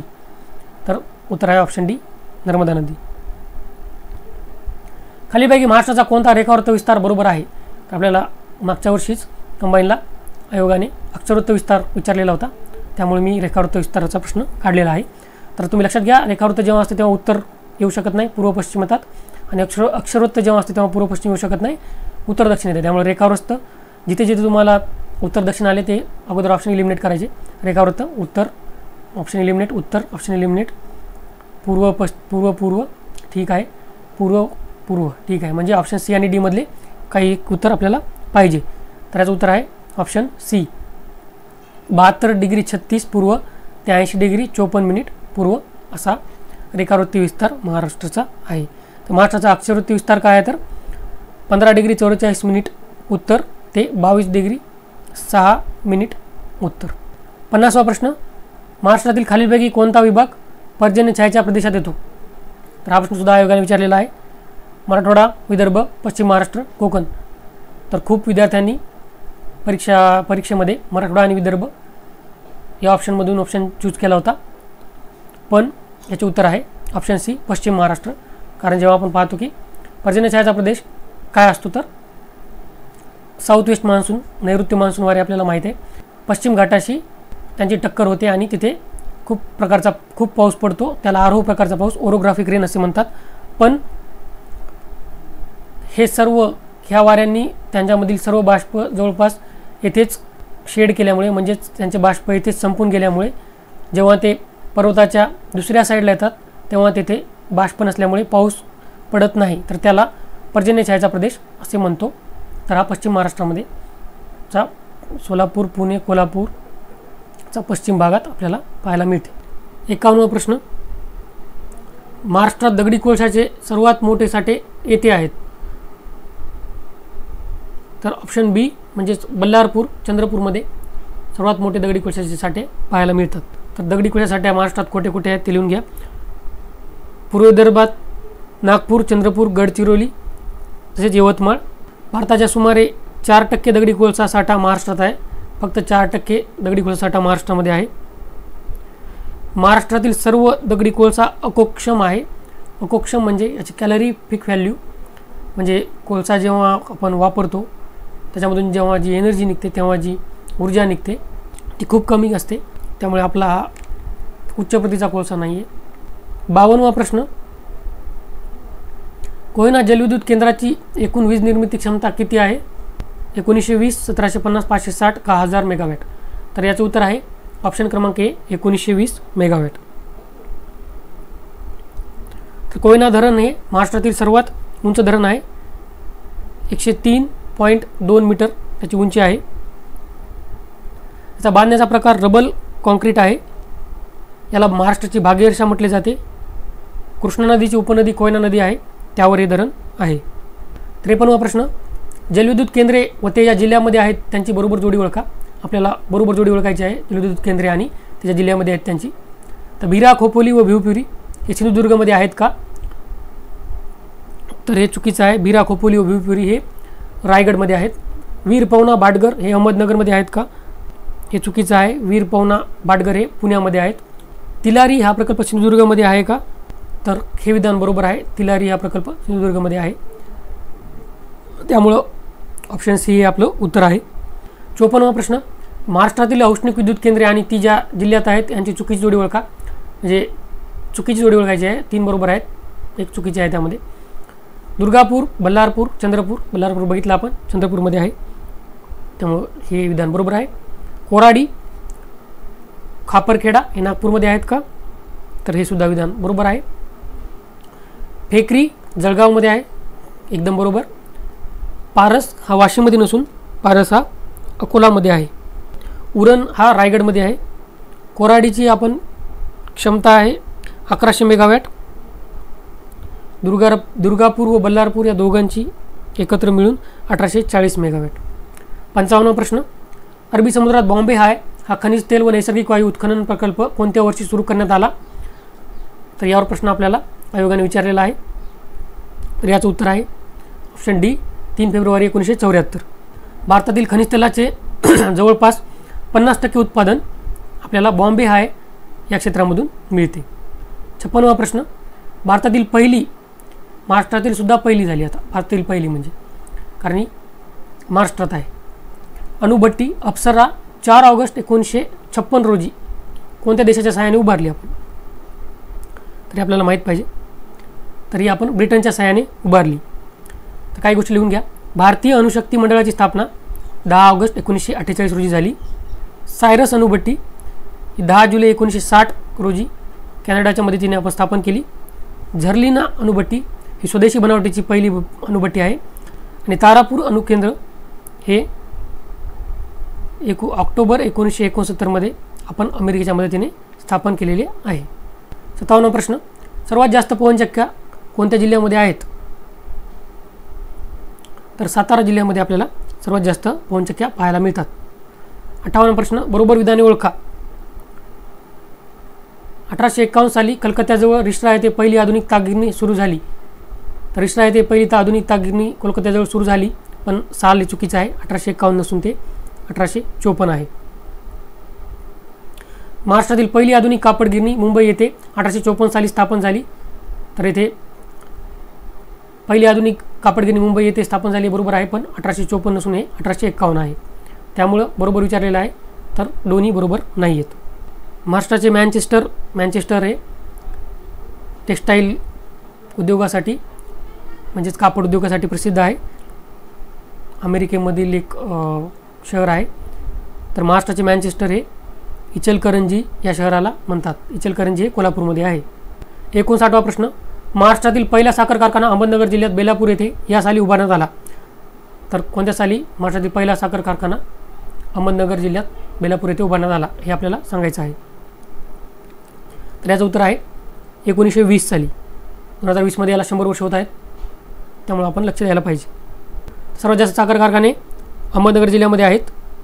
देशातील साखर कारखान्यांपैकी सर्वात जास्त म्हणजे जवळपास 67%, जवळपास 37% महाराष्ट्रात आहेत. त्यानंतर उत्तर प्रदेशमध्ये आहेत जवळपास 27%. 60वा प्रश्न, धातुकाम व फॅब्रिकेशनसाठी प्रसिद्ध असलेले शहरे निवडायचे आहेत आपल्याला. तर याचं उत्तर आहे कोल्हापूर व अहमदनगर. काही गोष्टी लिहून घ्या तुम्ही. पेट्रोकेमिकलसाठी तुर्भे, ठाणे व बेलापूर हे रासायनिक उद्योगासाठी पेट्रोकेमिकल्सचा मोठा प्रकल्प आपल्याला नागो ठाणे रायगड येथे पाहायला मिळतो. खत कारखाने थळ वायशेत व तुर्भे येथे आहेत. तुमसर भंडारा येथे मॅग्नीज शुद्ध करण्याचा कारखाना आहे. 61वा प्रश्न, पुणे शहर भारताचे, इथे डेट्रॉईट पाहिजे होते पण ते प्रिंट नाही झालेले आहे, त्यामुळे आपण इथे करेक्शन करून घ्या. पुणे शहर हे भारताचे डेट्रॉईट म्हणून का ओळखले जाते? तर डेट्रॉईट हे अमेरिकेतील एक शहर आहे. तरी कशासाठी प्रसिद्ध आहे? तर येथे सर्वात जास्त वाहन निर्मिती होत आहे, त्यामुळे आपला ऑप्शन आहे ऑप्शन नंबर सी हे बरोबर उत्तर आहे. अमेरिकेतील डेट्रॉईट हे शहर मोटार निर्मिती केंद्र म्हणून जगभर प्रसिद्ध आहे. भारतातील सर्वाधिक वाहन निर्मिती चाकण तळेगाव या परिसरात होते, म्हणून पुणे शहराला भारताचे डेट्रॉइट म्हणून ओळखले जाते. 62वा प्रश्न, भारताची स्टील सिटी म्हणून या शहराचा उल्लेख केला जातो. तर भारताची स्टील सिटी म्हणून जालना या शहराचा उल्लेख केला जातो. काही गोष्टी लिहून घ्या तुम्ही. सर्वात जास्त कांदा उत्पादन नाशिक या जिल्ह्यात होते. हे भारतातील आहे. सर्वात जास्त भारतातील कांदा उत्पादन नाशिक जिल्ह्यात होते. आजरा तालुक्यामध्ये जो कोल्हापूरमध्ये आहे काजू उद्योग प्रसिद्ध आहे. आणि मिहान प्रकल्प नागपूरमध्ये. 63वा प्रश्न, भारताच्या एकूण क्षेत्रफळापैकी महाराष्ट्राचे क्षेत्रफळ किती आहे? तर आपल्याला महाराष्ट्राचे क्षेत्रफळ हे किती टक्के आहे, एकूण किती आहे हे माहीत पाहिजे. मागच्या वर्षीच आयोगाने महाराष्ट्राचे क्षेत्रफळ किती आहे स्क्वेअर किलोमीटरमध्ये विचारले होते. तर आता आपण इथे त्यामुळेच टक्केवारीमध्ये घेतले आहे. तर याचं उत्तर आहे 9.36%. तर महाराष्ट्राचे क्षेत्रफळ भारताच्या एकूण क्षेत्रफळापैकी 9.36% आहे. तर काही गोष्टी तुम्ही लिहून घ्या. 1911 ते 21 हे जे दशक आहे या काळात लोकसंख्येची घट झाली होती. 2011च्या लोकसंख्येनुसार महाराष्ट्राची लोकसंख्या आहे 11,24,00,000. उत्तर प्रदेशचा पहिला क्रमांक आहे लोकसंख्येमध्ये भारतामध्ये, तिथे आहे 19.96 कोटी. हे सगळं 2011च्या लोकसंख्येनुसार आहे. बिहारचा तिसरा क्रमांक आहे. बिहारमध्ये 10.41 कोटी आहे. महाराष्ट्राचा दुसरा क्रमांक आहे. 2011मध्ये भारताची लोकसंख्या 121 कोटी होती. तर महाराष्ट्रात देशातील 9.29% लोकसंख्या राहते.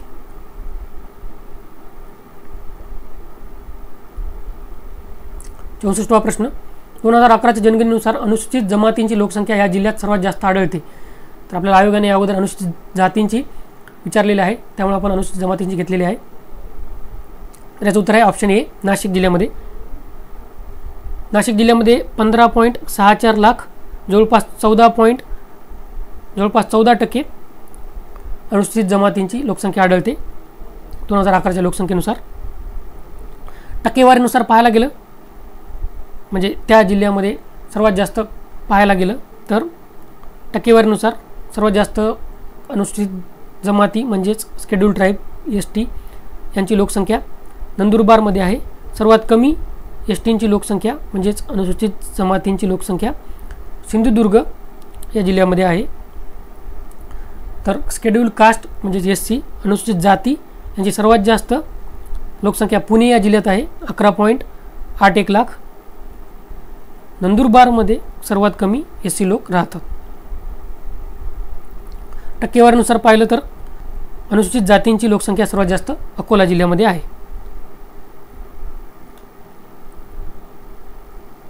65वा प्रश्न, 2011 नुसार सर्वात जास्त बाल बालिका लिंग गुणोत्तर चाइल्ड सेक्स रेशो या जिल्ह्यात आहे. तर याचं उत्तर आहे पालघर जिल्ह्यामध्ये सर्वात जास्त बाल बालिका लिंग गुणोत्तर आहे. बाल बालिका लिंग गुणोत्तर आपल्यासाठी महत्त्वाचे, कारण महाराष्ट्रातले बाल बालिका लिंग गुणोत्तर 2001च्या तुलनेमध्ये 11मध्ये खूप कमी झाले आहे. 2011मध्ये भारतामध्ये बाल बालिका लिंग गुणोत्तर 914 आहे. 2011मध्ये महाराष्ट्रामध्ये 894 आहे.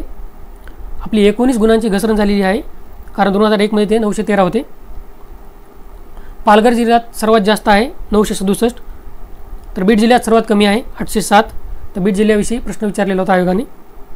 2001च्या तुलनेत कोणत्या जिल्ह्यांमध्ये वाढ झालेली आहे बालबालिका लिंग गुणोत्तरमध्ये ते जिल्हे लिहून घ्या. कोल्हापूर, सांगली, सातारा आणि चंद्रपूर. फक्त या 4 जिल्ह्यांमध्ये 2001च्या तुलनेमध्ये 11मध्ये बाल बालिका लिंग गुणोत्तर वाढलेले आहे. बाकी सर्व जिल्ह्यांमध्ये कमी झालेले आहे किंवा तेवढेच आहे. 66वा प्रश्न, चूक विधान ओळखा.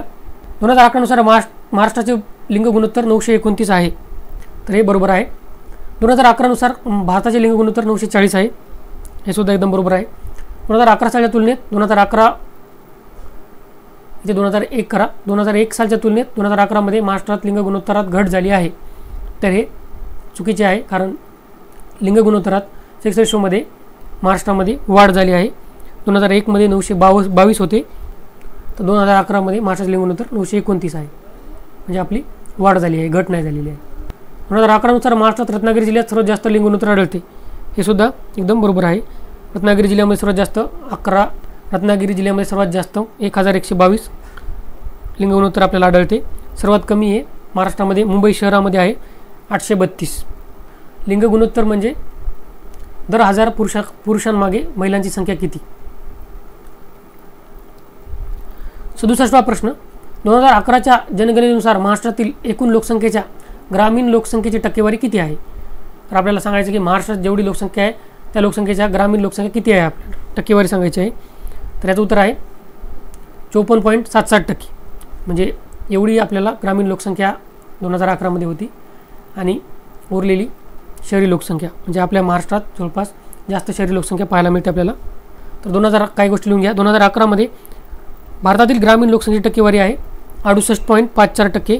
सर्वात जास्त ग्रामीण लोकसंख्या महाराष्ट्रामध्ये आपल्याला गडचिरोली जिल्ह्यामध्ये पाहायला मिळते. सर्वात कमी ग्रामीण लोकसंख्या महाराष्ट्रामध्ये आपल्याला ठाणे, पालघर या जिल्ह्यांमध्ये पाहायला मिळते. 68वा प्रश्न, योग्य विधाने ओळखा. 7 वर्षाखालील मुलामुलींना लिहिता वाचता येत असले तरी त्यांना निरक्षर गृहीत धरतात. तर विधान बरोबर आहे. जनगणनेनुसार कोणतीही भाषा समजून घेऊन वाचता व लिहिता येणे म्हणजे साक्षर होय. तर हे विधानसुद्धा बरोबर आहे. म्हणजे भाषा समजून घेता आली पाहिजे, वाचता व लिहिता आली पाहिजे. त्यामुळे दोन्ही ऑप्शन आपले योग्य आहेत. त्यामुळे उत्तर आहे ऑप्शन क्रमांक सी. काही विधाने तुम्ही लिहून घ्या. 2011नुसार महाराष्ट्रामध्ये 8.16 कोटी लोक साक्षर आहेत. त्यापैकी पुरुष 4.53 कोटी आहेत, तर स्त्रिया 3.69 कोटी आहेत. सर्वात जास्त साक्षरता मुंबई उपनगर या जिल्ह्यामध्ये आहे. सर्वात कमी साक्षरता गडचिरोली या जिल्ह्यामध्ये आहे. स्त्री आणि पुरुष साक्षरता यामधील फरक सर्वात जास्त आपल्याला जालना जिल्ह्यात पाहायला मिळतो. 69वा प्रश्न, चुकीचे विधान ओळखा. गोदावरी आणि भीमा नदीमध्ये हरिश्चंद्र बालाघाट डोंगररांग सीमा निर्माण करते. हे विधान बरोबर आहे. सातमाळा अजिंठा डोंगररांग पश्चिम पूर्व पसरलेली आहे. हे सुद्धा विधान बरोबर आहे. सातमाळा अजिंठा डोंगररांग या गोदावरी आणि तापी नदीमध्ये सीमा निर्माण करते. हे सुद्धा विधान बरोबर आहे. त्यामुळे चुकीचे विधान एके नसल्यामुळे आपलं उत्तर आहे ऑप्शन डी, यापैकी नाही. त्रिवार्थनुसार चुकीची जोडी ओळखा. त्रिवार्थ हे हवामानशास्त्रज्ञ होते. त्यांनी काही विभाग पाडले होते भारतातील हवामानाचे तसेच महाराष्ट्रातील हवामानाचे. त्यानुसार आपल्याला ओळखायचं आहे की त्यांनी पाडलेल्या विभागानुसार त्यांनी काही कोडिंग दिली होती. त्या कोडनुसार ते कोड कोणत्या भागाशी, महाराष्ट्रातील कोणत्या भागाशी निगडीत आहेत. तर चुकीची जोडी ओळखायची आपल्याला. तर सर्व जोड्या बरोबर आहेत. म्हणजे एम म्हणजे उष्णकटिबंधीय वर्षारण्य ट्रॉपिकल मान्सून भाग हा कोकणामध्ये आपल्याला पाहायला मिळतो. BSH म्हणजे उष्णकटिबंधीय निम्न शुष्क किंवा स्टेपी हवामान प्रदेश हा आपल्याला औरंगाबादमध्ये पाहायला मिळतो. AW म्हणजे उष्णकटिबंधीय दमट कोरडे किंवा मान्सून सवाना. तर हे आपल्याला विदर्भ आणि मराठवाड्यामध्ये पाहायला मिळते. त्यामुळे सर्व ऑप्शन बरोबर आहेत. 71वा प्रश्न, सर्वात कमी आणि जास्त तालुके असणारे अनुक्रमे जिल्हे निवडा. आपल्याला सर्वात कमी आणि जास्त असणारे अनुक्रमे जिल्हे निवडायचे आहेत. त्याचं उत्तर आहे ऑप्शन क्रमांक ए, धुळे आणि नांदेड. धुळेमध्ये फक्त 4 तालुके आहेत. नांदेडमध्ये सर्वात जास्त 16 तालुके आहेत.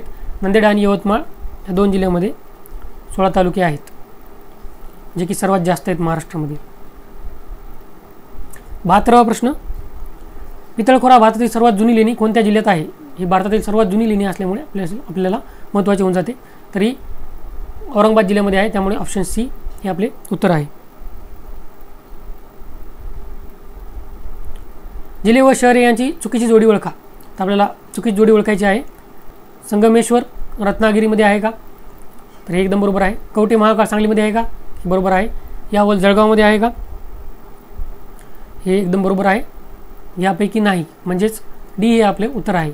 कारण एक पण यामध्ये चुकीचं नाही आहे, सर्व बरोबर आहेत. 74वा प्रश्न, गोदावरी नदीवरील महाराष्ट्रातील पहिले धरण कोणते.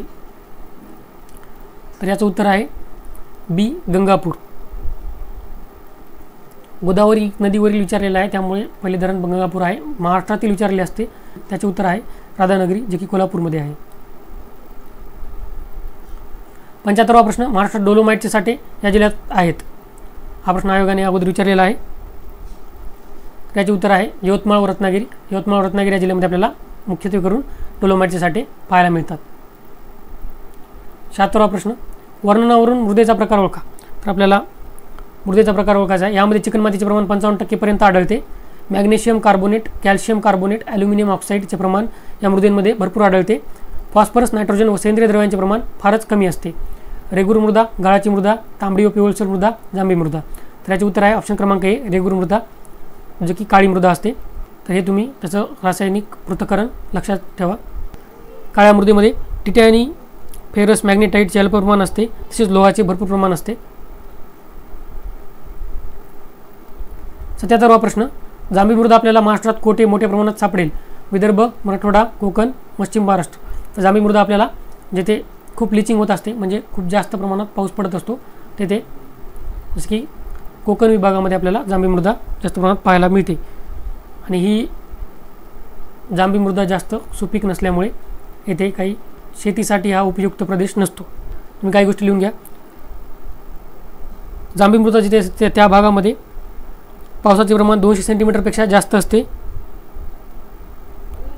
लोह व ॲल्युमिनियमच्या ऑक्साईडचे प्रमाण भरपूर असते. चुनखडी, पोटॅश, नायट्रोजन व सेंद्रिय द्रव्याचे प्रमाण कमी असते. सुपीकता काळ्या मृदेपेक्षा कमी असते. कोकणात या मृदेत रत्नागिरी व सिंधुदुर्ग जिल्ह्यात फळबागांची लागवड केली जाते. 78वा प्रश्न, वर्णनावरून वनांचा प्रकार ओळखा. वार्षिक पर्जन्य 200 सेंटीमीटर किंवा जास्त. येथील वनातील लाकडाचा आर्थिक उपयोग कमी प्रमाणात होतो. वृक्षांची उंची 45 ते 60 मीटर असते. तर अशा प्रकारची वने आपल्याला उष्णकटिबंधीय सदाहरित वनामध्ये पाहायला मिळतात. येथे भरपूर प्रमाणात पाऊस असतो. आर्द्रता म्हणजेच ह्युमिडिटी सुद्धा येथे जास्त असते. ह्युमसचे प्रमाण येथे मुबलक प्रमाणात असते. सदाहरित वनस्पतींचे लाकूड कठीण असल्याने ते आपल्याला टिंबर म्हणून वापरता येत नाही. अशा प्रकारची वने आपल्याला कोकण भागात सह्याद्रीच्या पायथ्यालगत पाहायला मिळतात. 79वा प्रश्न, महाबळेश्वर, पाचगणी, माथेरान, भीमाशंकर येथे कोणत्या प्रकारची वने आढळतात? तर या जिल्ह्यांमध्ये आपल्याला या प्रदेशामध्ये आपल्याला उपउष्णकटिबंधीय सदाहरित वने आढळतात. तर ही वने आपल्याला सह्याद्री पर्वतावर 250 सेंटीमीटरपेक्षा जास्त पाऊस असणाऱ्या प्रदेशात आढळतात. उत्तर महाराष्ट्रात पाहिलं तर गाविलगड टेकड्यांवर ही वने पाहायला मिळतात आणि ही सदाहरित असतात. 80वा प्रश्न, महाराष्ट्रात किती वनवृत्ते आहेत? तर प्रादेशिक वनवृत्ते आणि वनवृत्ते यामध्ये फरक आहे.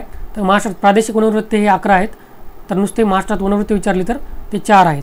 तर कोणकोणती वनवृत्ते आहेत तर लिहून घ्या. नाशिक, मुंबई, नागपूर आणि परतवाडा टीपी हे 4 वनवृत्ते महाराष्ट्रातील आहेत. 81वा प्रश्न, बरोबर विधाने ओळखा. महाराष्ट्रातील 6 राष्ट्रीय उद्यानांपैकी 4 विदर्भात आहेत. हे विधान एकदम बरोबर आहे. ताडोबा, नवेगाव, गुगामाळ व चांदोली हे विदर्भातील 4 राष्ट्रीय उद्याने आहेत. तर हे विधान चूक आहे. त्यामुळे आपलं उत्तर आहे योग्य विचारलेले आहेत. त्यामुळे उत्तर आहे ऑप्शन क्रमांक ए. ताडोबा, नवेगाव, गुगामाळ हे विदर्भातील आहेत, पण चांदोली हे विदर्भातील नसल्यामुळे हे विधान चुकीचे आहे. तर लिहून घ्या तुम्ही. चांदोली हे सांगली, सातारा, कोल्हापूर व रत्नागिरी या जिल्ह्यामध्ये आहे. तर 6 राष्ट्रीय उद्याने महाराष्ट्रातील कोणकोणती आहेत ते लिहून घ्या. ताडोबा जे की चंद्रपूरमध्ये आहे, नवेगाव जे की गोंदियामध्ये आहे, प्रियदर्शनी इंदिरा गांधी पेंच जे की नागपूरमध्ये आहे, गुगामाळ जे की अमरावतीमध्ये आहे, बोरिवली जे की मुंबई उपनगर व ठाणेमध्ये आहे, चांदोली पाहिलं आपण सांगली, सातारा, कोल्हापूर, रत्नागिरी जिल्ह्यात आहे. 82वा प्रश्न, मालवण सागरी राष्ट्रीय उद्यान हे देशातील कितवे राष्ट्रीय उद्यान आहे? देशातील विचारलेले आहे. महाराष्ट्रातील पहिले आहे पण देशातील 3रे आहे. त्यामुळे ऑप्शन क्रमांक सी हे आपलं उत्तर आहे. कुठे आहे ते सिंधुदुर्ग जिल्ह्यात आहे. देशातील पहिले आहे गुजरात कच्छा आखातमध्ये आहे. 2रे आहे तामिळनाडूमध्ये मन्नार या जिल्ह्यामध्ये आहे. 3रे आहे महाराष्ट्रामध्ये सिंधुदुर्ग मालवण येथे आहे. 83वा प्रश्न, अभयारण्य व जिल्हे यांची चुकीची जोडी ओळखा. तर आपल्याला आयोग भरपूरदा विचारत असतो अभयारण्य आणि ते कोणत्या जिल्ह्यामध्ये आहेत. तर आपल्याला चुकीची जोडी ओळखायची आहे. चपराळा गडचिरोलीमध्ये आहे, एकदम बरोबर आहे. सागरेश्वर सातारा, तर हे चुकीचं आहे. त्यामुळे ऑप्शन बी हे आपलं उत्तर आहे. सागरेश्वर सातारामध्ये नसून सागरेश्वर हे सांगलीमध्ये आहे. रेकुरी काळवीट अहमदनगर हे बरोबर आहे. टिपेश्वर यवतमाळ हे सुद्धा बरोबर आहे. काही आणखीन अभयारण्य लिहून घ्या. नरनाळा जे की पक्षी अभयारण्य आहे ते अकोलामध्ये आहे. कर्नाळा जे की हे 2 कन्फ्यूज करतात, त्यामुळे लक्षात ठेवा. कर्नाळा हे सुद्धा पक्षी अभयारण्य आहे पण हे रायगड जिल्ह्यामध्ये आहे. अंधारी हे चंद्रपूर जिल्ह्यामध्ये आहे. नांदूर मधमेश्वर आपण बघितलं की रामसर साईट आहे महाराष्ट्रातील पहिली, हे नाशिकमध्ये आहे. हे सुद्धा पक्षी अभयारण्य आहे. 84वा प्रश्न, किल्ले व ते ज्या जिल्ह्यामध्ये आहेत त्यांची बरोबर जोडी ओळखायची आपल्याला. जंजिरा सिंधुदुर्ग, तरी बरोबर आहे का? चूक, कारण जंजिरा आहे रायगडमध्ये आहे. विजयदुर्ग रायगड हे बरोबर आहे काय? चूक, विजयदुर्ग हे सिंधुदुर्गमध्ये आहे. सज्जनगड हे पुणे, सज्जनगड हे पुणेमध्ये आहे का? चूक, सज्जनगड हे सातारामध्ये आहे. विशाळगड हे कोल्हापूर, तर ही बरोबर जोडी आहे. काही अजून किल्ले लिहून घ्या तुम्ही. प्रतापगड हे सातारामध्ये आहे. रतनगड हे अहमदनगरमध्ये आहे. पन्हाळगड हे कोल्हापूरमध्ये आहे. लिंगाणा हे रायगडमध्ये आहे. 85वा प्रश्न, खालील देवीच्या 3.5 शक्तिपीठांपैकी अर्धे शक्तिपीठ ओळखायचे आपल्याला. महालक्ष्मी कोल्हापूर आहे का? सप्तशृंगी नाशिक आहे. रेणुका माता आहे. तुळजाभवानी तुळजापूर आहे. त्याचे उत्तर आहे बी ऑप्शन, सप्तशृंगी नाशिक, जी की वणीला आहे. 86वा प्रश्न, पुणे समुद्रकिनारे व जिल्हे यांची चुकीची जोडी निवडा. तर हा प्रश्न आयोगाने मागच्या वर्षी विचारला होता पण कॅन्सल केला होता, कारण त्यांनी सौदी सरांच्या पुस्तकातून प्रश्न काढला होता, पण ठाणे जिल्ह्याचे विभाजन झाल्यानंतरचा डेटा पुण्यासंबंधी नव्हता, त्यामुळे ते प्रश्न कॅन्सल करावा लागला होता. तर सातपाटी मुंबई उपनगर हे एकदम बरोबर आहे. मांडवी काशीद हरीश्वर, मांडवी काशीद हरिहरेश्वर रायगडमध्ये आहेत, हे एकदम बरोबर आहे. हरणे केळशी मनोरी रत्नागिरी हे चुकीचं आहे. हरणे केळशी रत्नागिरीमध्ये आहेत, पण मनोरी हे मुंबई शहरामध्ये आहे. उभादांडा देवगड शिरोडा मिडबाव हे सिंधुदुर्गमध्ये आहेत, हे एकदम बरोबर आहे. तसे तुम्ही अजून काही लिहून घ्या. नंदगाव हे रायगडमध्ये आहे. एरंगळ जुहू हे मुंबई शहरामध्ये आहेत. डहाणू बोर्डी अर्नाळा हे पालघरमध्ये आहेत. तारकर्ली मालवण हे सिंधुदुर्गमध्ये आहेत. 87वा प्रश्न, पुणे अहमदनगर अमरावती नागपूर या चारही जिल्ह्यात तालुक्यांची संख्या समान आहे, ती किती आहे? तर याचं उत्तर आहे ऑप्शन सी म्हणजे 14. तर अजून काही जिल्हे लिहून घ्या तुम्ही ज्यांच्यामध्ये तालुक्यांची संख्या समान आहे. यवतमाळ नांदेड 16 तालुके सर्वात जास्त आहेत. जळगाव नाशिक रायगड चंद्रपूर यामध्ये 15 तालुके आहेत. कोल्हापूर गडचिरोली यामध्ये 12 तालुके आहेत. औरंगाबाद परभणी रत्नागिरी यामध्ये 9 तालुके आहेत. 88वा प्रश्न, जिल्हा व तालुके यांची चुकीची जोडी ओळखा. तर जिल्हा व तालुके यामध्ये आपल्याला चुकीची जोडी ओळखायची आहे. तर हे काही सारख्या उच्चाराचे तालुके आहेत, त्यामुळे आपण हे घेतलेले आहेत. तर याचं उत्तर आहे ऑप्शन क्रमांक सी म्हणजेच अहमदनगर.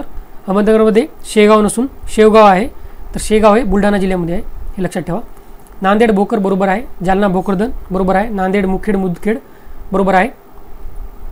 अजून काही लिहून घ्या. अहमदनगर शेवगाव, बुलढाणा शेगाव, यवतमाळ उमरखेड, नागपूर उमरेड, वर्धा देवळी, नाशिक देवळा. 89वा प्रश्न, खालीलपैकी कोणती नदी मध्य प्रदेशात उगम पावते परंतु महाराष्ट्रात वाहत नाही? तर आपल्याला पाहायचं की मध्य प्रदेशात उगम पावते परंतु महाराष्ट्रात वाहत नाही. तर पेंच नदी मध्य प्रदेशात उगम पावते आणि महाराष्ट्रात वाहते. वर्धा ही सुद्धा मध्य प्रदेशात उगम पावते आणि महाराष्ट्रातून वाहते. तापी ही सुद्धा नदी मध्य प्रदेशात उगम पावते आणि महाराष्ट्रातून वाहते. त्यामुळे उत्तर आहे डी, एकही नाही. म्हणजे यावरील ऑप्शनपैकी एकही नाही जे की मध्य प्रदेशात उगम पावते परंतु महाराष्ट्रातून वाहत नाही. म्हणजे सर्व नद्या ह्या मध्य प्रदेशात उगम पावतात आणि महाराष्ट्रातून वाहतात. तर तुम्ही लिहून घ्या कोणकोणत्या नद्या कोणत्या ठिकाणी उगम पावतात. तर वर्धा ही नदी मध्य प्रदेशातील बैतूलमध्ये उगम पावते. तापी ही नदी मध्य प्रदेशातील मुलताई येथे उगम पावते. पेंच ही नदी मध्य प्रदेशातील छिंदवाडा येथे उगम पावते. 9वा प्रश्न, खालीलपैकी कोणत्या प्रकारच्या खडकात मुख्यत्वे चुनखडी आढळते? तर याचं उत्तर आहे ऑप्शन बी, विंध्ययन प्रकारच्या खडकात आपल्याला मुख्यत्वे चुनखडी पाहायला मिळते.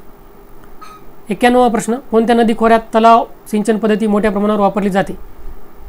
तर आपल्याला माहिती आहे विदर्भामध्ये तलाव सिंचन पद्धती मोठ्या प्रमाणात वापरली जाते, त्यामुळं ऑप्शन डी वैनगंगा हे आपले उत्तर आहे. 92वा प्रश्न, खाडी आणि नद्या यांची चुकीची जोडी ओळखा. बानकोट जी खाडी आहे ती सावित्री नदीमध्ये आहे का? एकदम बरोबर आहे. जयगड ही शास्त्री नदी बरोबर. दाभोळ वाशिष्ठी नदी बरोबर.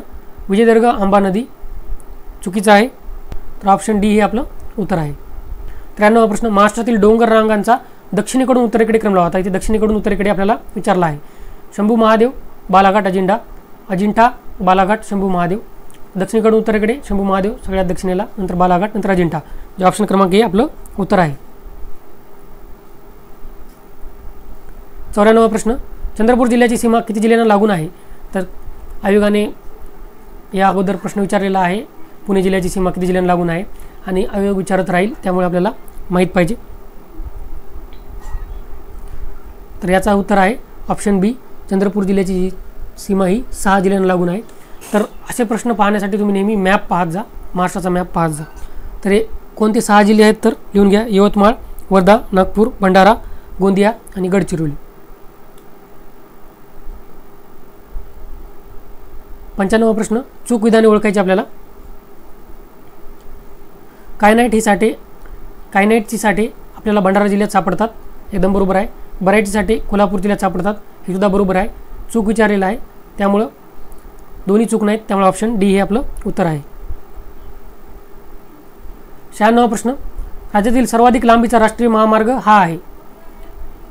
तर आपल्याला राज्यातील सर्वाधिक लांबीचा राष्ट्रीय महामार्ग कोणता आहे ते माहीत पाहिजे. तर हा NH6 आहे, जो की 813 किलोमीटरचा आहे. तर 2 नंबरचा आहे NH17, जो की 482 किलोमीटरचा आहे. 97वा प्रश्न, संत तुकडोजी महाराजांची समाधी कोठे आहे? तर याचं उत्तर आहे ऑप्शन क्रमांक डी, अमरावती मोजरी येथे आहे. 98वा प्रश्न, पुढीलपैकी कोणती आदिवासी जमात सातपुडा पर्वतीय प्रदेशात आढळत नाही? तर सातपुडा प्रदेशात न आढळणारी जमात आपल्याला, तर गोंड ही जमात सातपुडा प्रदेशात नाही आढळत आपल्याला. गोंड ही चंद्रपूर, गडचिरोली तसेच नांदेड जिल्ह्यामध्ये आपल्याला आढळते. भिल्ल आपल्याला धुळे, नंदुरबार येथे आढळतात. कोकणाही आपल्याला नंदुरबार, धुळे येथे आढळते. 99वा प्रश्न, वरंदा घाट खालीलपैकी कोणत्या 2 ठिकाणांना जोडतो? तर याचे उत्तर आहे बोरमहाड. 100वा प्रश्न, स्थलांतरित शेती व प्रदेश किंवा राज्य यांची चुकीची जोडी निवडा.